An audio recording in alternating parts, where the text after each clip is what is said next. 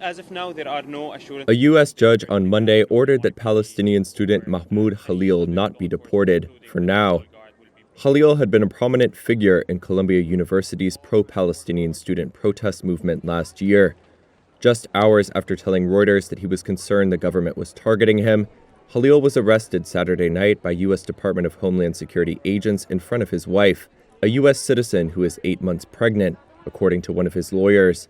His arrest comes amid a crackdown on some of the student protesters by U.S. President Donald Trump, who branded Khalil a, quote, radical foreign pro-Hamas student on social media and said more arrests would follow. After his arrest, Khalil was moved to a federal jail for migrants in Louisiana to await deportation proceedings, according to his lawyers and a U.S. detainee database. New York Southern District Court Judge Jesse Furman has ordered a hearing in the case for Wednesday. Khalil's lawyers also urged Furman to order their client's return to New York. They accused the government of seeking to deprive Khalil of access to legal counsel by sending him far from the state.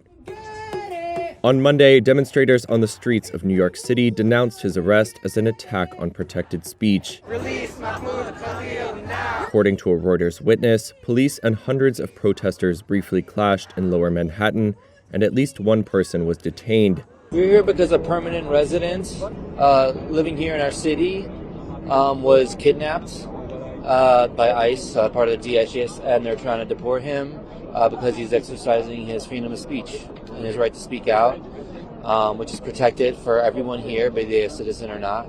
Khalil had held legal permanent resident status, often called a green card. His wife said the DHS agents that arrested him claimed his green card was revoked. However, it would entitle him to legal protections that may have been violated in his arrest, says immigration attorney Cyrus Mehta. Highly unusual because Mr. Khalil is a green card holder. Green card holders have rights. They just cannot be picked up in the way he has been and detained incognito. The person should have been convicted of a crime, a deportable offense. I don't believe Mr. Khalil has been convicted of such an offense, from what I know. You could also initiate deportation proceedings if a green card holder has provided material support to terrorist organization, which is what the Trump administration has been alleging.